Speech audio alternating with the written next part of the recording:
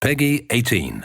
Alan Wake 2 is a psychological survival horror game, and the player takes on the role of two different hero characters. The title character, Alan Wake. This story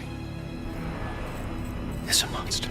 And a new character, Saga Anderson. Glad you're on this case with me, Anderson. Alan Wake 2 has many twos in it. Two narratives. We are exploring two worlds. It's not just Alan Wake this time.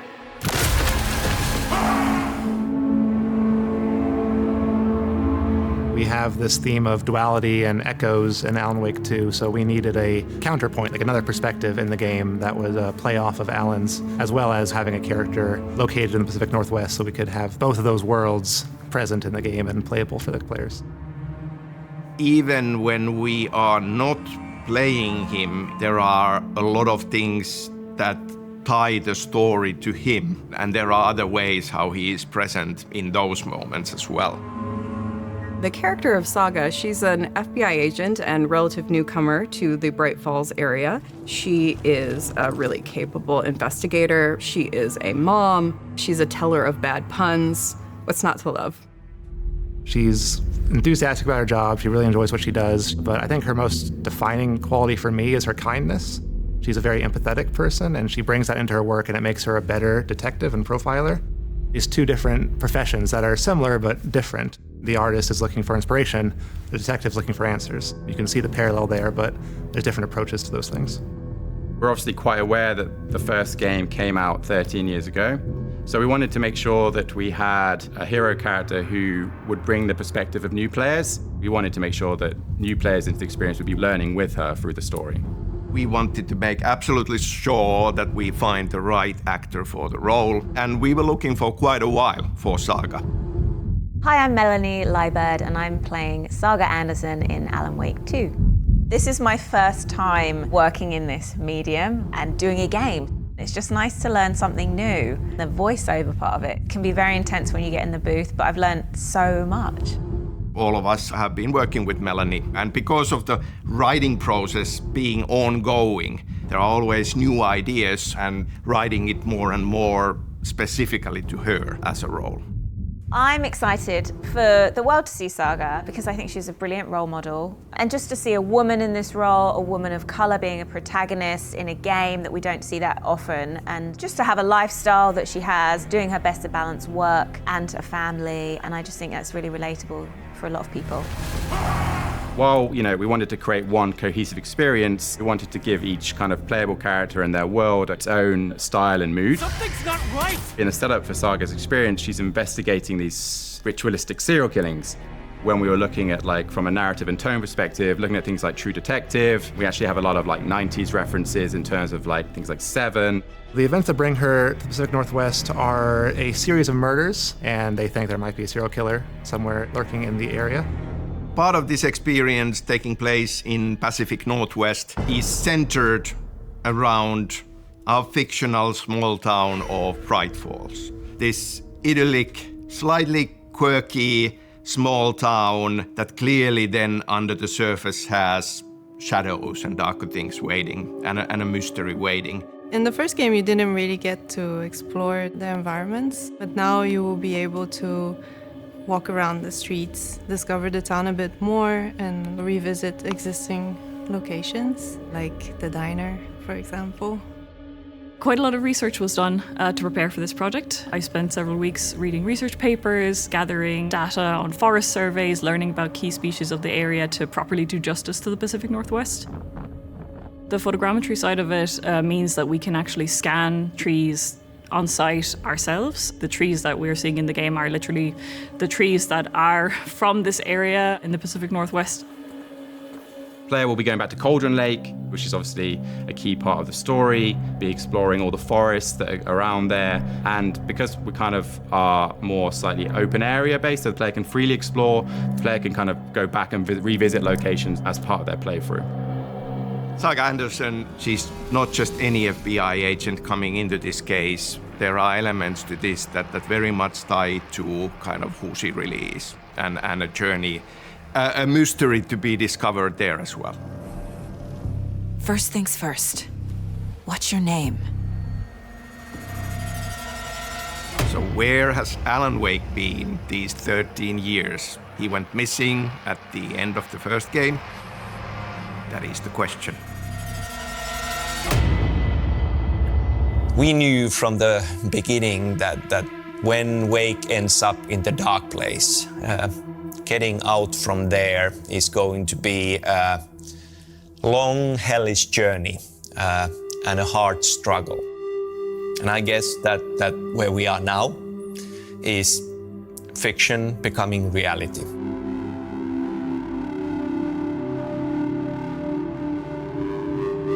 I was playing a lot of fantasy games before I really had ever heard about Alan Wake, and a friend recommended it. And it had a big impression on me just because of how complex the characters were. Seeing a game that rivaled other mediums with its complexity of character was really inspiring to me. Hello? The game that sort of nailed Remedy and their storytelling. I was mostly impressed by the atmosphere and the lighting, and especially I think the use of music. It was unlike anything I'd ever played, and it felt like I was transported into this playable Stephen King novel with this weird story taking me for a crazy ride. It was first of all proving that we can do bigger games in Finland. There's this Finnish flavor in it that you cannot really put your finger on it, and I like it dearly. We are kind of like cherishing our culture and what we are known for, our quirky little things and manners. Obviously, before Alan Wake, you had Max Payne, which was quirky and strange. But I would say Alan Wake kind of took those qualities and ramped them up to 11. And it's very rare to see a game that is equal parts horror, humor, and strangeness. Al, please tell me we're headed for the nearest "You're now leaving Bright Falls. Come back soon" sign. It was very, very important to me to come up with a hero character who is not a professional hero. Him being a writer allowed me to explore the idea of creative process and writing process as part of the plot, which keeps on being an element, of course, in Alan Wake 2 as well. I think it's kind of common knowledge that we took a lot of inspiration from Twin Peaks, and there was nothing quite like that at the time. We tried to, in that game, integrate the story into the gameplay more, so with the manuscript pages the player found, kind of try and find novel ways to kind of tell the story. These projects are huge endeavors, and many things, many of them totally out of your control, need to click into place for a big game to happen. There is an element of luck. The same very cool concept at a certain point in time might not get any interest or excitement around it. Suddenly everybody wants it. Fuse box is missing a fuse. Horror as a genre in pop culture overall has been growing in popularity a lot. And I think that was the missing puzzle piece in creating a concept of Alan Wake 2 where everything just suddenly clicked into place and was very exciting. In the build-up to the Game Awards, announcing Alan Wake 2 was huge for us. It was huge for the team because this is an idea that has lived in Sam's brain for 13 years, and now we finally get to present at least a sliver of it to the world. This is so exciting. Alan Wake 2, it's been a decade fans have been asking you for it. Why is now the right time to bring him back? We knew this is going to be a pretty scary experience. I was going to say... Now we are convinced everybody is ready. You are ready. We showcased a demo of the game when we were at the Summer Games Fest. We chose a mission which takes place on Saga's side, and it showcases the Pacific Northwest. She's investigating. There's a lot of supernatural weirdness. For fans of the franchise, it's a return to Cauldron Lake, an old friend, and it's got Casey in it. Remedy's really found its niche. We know our strengths. We know what we are good at. We know that is world building, that is atmosphere, and we keep building on these strengths, and we keep investing into all other areas and seeing how can we do more, how can we go bigger, how can we go bolder. It's a story that you're not told, it's a story that you play. And the team has done a lot of really great work in coming up with unique and interesting ways to make that experience playable. Between every game project that we have made, we have done a new concept of Alan Wake 2. It's been frustrating through the years not being able to get it started and be excited about it, and then it's not happening. I think that the game we are now making is by far the most exciting, the most interesting and ambitious one out of all of those concepts. And I'm really, really happy that it's this Alan Wake 2 that we are making and none of the earlier ones. The saga experience that takes place in the Pacific Northwest is only one part of this experience. The other side is us returning to play as Alan Wake and revisiting a location not only from his past, but also from Remedy's past.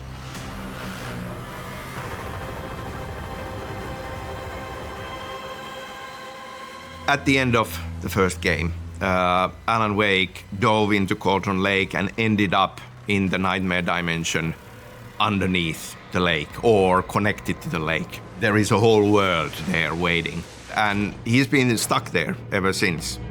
It's a nightmare reality based on the person's subconscious. For Alan Wake himself, he's gone back to a place from his past. New York, this fictional version of New York, has a certain magic to it. It's this archetype of a big city. To me, that feels like the right place. He is a writer from New York City. A lot of his books were these gritty, noir, grimy version of New York City. And so we're starting to see this almost replica of his own internal image of New York start to build itself around him. There's a lot of history that's happened there from a narrative experience related to his wife, Alice. There will be characters that turn up in New York that kind of are connected to some of those books that he wrote as well. The New York we refer to is an echo of the hard-boiled crime noir city present in the Alex Casey book, which is the novel written by Alan Wake. Another place to use in the story. We only used the very old school graffiti from the 70s and the 80s, and we kind of came up with our own version of it, which has a bit of a twist of like horror and nightmare. So we created something that we call nightmare graffiti. If you pay attention to details, even the smallest sign has something to say to you. And we want to create the feeling that the dark place is talking to Alan and the player. It's sort of a surreal, ever-changing, ever-modulating dreamscape. We want to make the player feel uneasy at all times. He has learned a lot. So we come back to him, and in some ways, he is the master of the supernatural now. Is he better off because of that? No, quite the contrary. And that to me also is a big part of the horror of it. Like he's really, really lost and really, really struggling. For him, it could be 1 or 1,000 years. He is just in this room with a typewriter, and that's his world at this point. He's just writing and writing and writing and working through a way out, like trying to find an escape through the only tool that he has, which is writing. Saga is fighting for her life while Alan is fighting for his own sanity. It's really about like paranoia, confusion. Will you take the risk of revealing the shadow even if there is a monster hidden behind? In the Pacific Northwest, playing as Saga, I feel there's more of an ebb and flow, or at least it will feel that way to the player. They'd come back to Saga as a part of the game and feel maybe a little bit of relief. Not to say that the Pacific Northwest doesn't have its own dangers, because we definitely do. To me, Ilkka Villi, the physical actor of Alan Wake, and Matthew Poreda, the voice actor of Alan Wake, that is who Alan Wake is. There was never any question of Alan Wake being portrayed by anyone else. This is how it works. Ilkka will paint a picture, and then he'll send it to me, and then I'll paint a little bit on the picture, and then I send it back to him. There's this kind of collaboration that we do, and it's very rare that you see us in the same place together. It's singular, and it's ours. Did you write these pages, Mr. Wake? I'm trying to remember it. When we were making Alan Wake 1, we always used to say that he's terrified but cool. I don't think that a lot of the coolness is left. He's in deep trouble. There's no escape. You will never escape. You will drown here. You are stuck in a loop. You don't have a clue. You are lost. There's a humanity to him that you're going to see in this game that you didn't get in the first game. There's a depth. We have a great show for you here tonight. Hi, my name is David Harewood, and I'm playing a character called Walling Door in Alan Wake This is my talk show in between with Wallendor. Alan Wake is here. Alan Wake, one of my all-time favorite writers and guests on the show. He seems fairly affable and friendly and fun. But as the story develops, I think you get an idea that Dor is not quite the person who he seems to be. As an actor and a gamer, it's just really cool to be not just in a video game, but to be in a video game made by who I think are probably some of the best video makers. Their storytelling is fantastic, and some of it's really dark. As a writer, you're always thinking, well, my stuff isn't good enough. Is this, going to actually work? And I think Alan is getting that feedback in a much more tangible and consequential way. It's interesting taking your own profession and applying it as a threat to a character. I know you from somewhere. You've just forgotten again. We're in it together. Don't worry. We have been working hard to make sure that Alan Wake 2 is a very satisfying continuation to Alan Wake's journey. It is not the story that you would expect, but in my opinion, it is the better for it, and you will be surprised, and I hope pleasantly.